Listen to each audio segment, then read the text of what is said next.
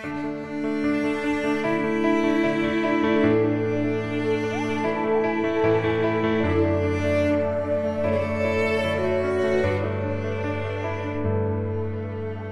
is the source of the life of man. Heaven and earth live by his power. Nothing alive can free itself from God's rule and authority. It doesn't matter who you are, everyone must obey God. Submit to his dominion, to his control and commandments. Maybe you're eager to find the life and the truth. Find that God whom you can trust to receive the eternal life.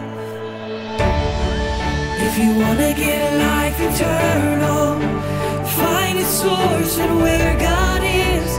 God is life and does not change. Only he has the way of life. Since God is the way of life, God is the way to eternal life.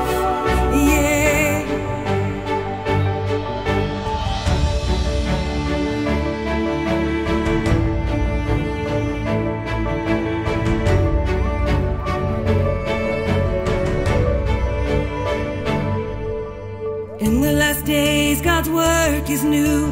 He's sovereign in the universe.